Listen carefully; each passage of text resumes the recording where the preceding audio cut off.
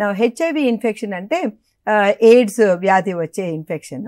So that is human immunodeficiency virus అంటారు.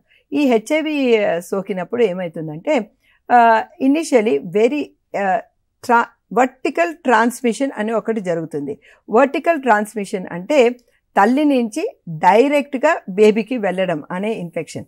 నా ఈ హెచ్ఐవి ఇన్ఫెక్షన్లో వర్టికల్ ట్రాన్స్మిషన్ అనేది చాలా తక్కువ.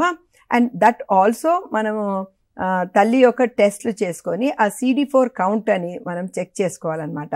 CD4 కౌంట్ అనేది బాగా హైగా ఉంటే 200, 400 ఎక్కువగా ఉంది అంటే ఆ బేబీకి పుట్టిన తర్వాత తల్లి ట్రాన్స్మిట్ చేసే అవకాశం తక్కువ ఉంటుంది.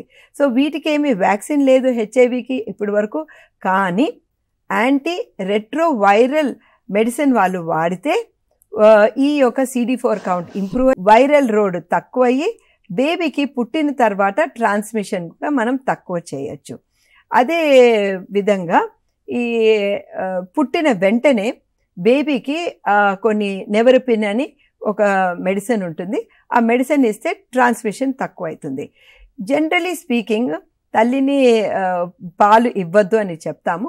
But in some of the poor countries తల్లిపాలు ఈ నెవరపిన్ మెడిసిన్ ఇచ్చి ఇవ్వమంటారు. బట్ తల్లిపాలు ద్వారా కూడా హెచ్ఐవి ఇన్ఫెక్షన్ బేబీకి వెళ్ళే అవకాశం ఉంటుంది. సో బేబీని సెపరేట్ చేయడము ముఖ్యం.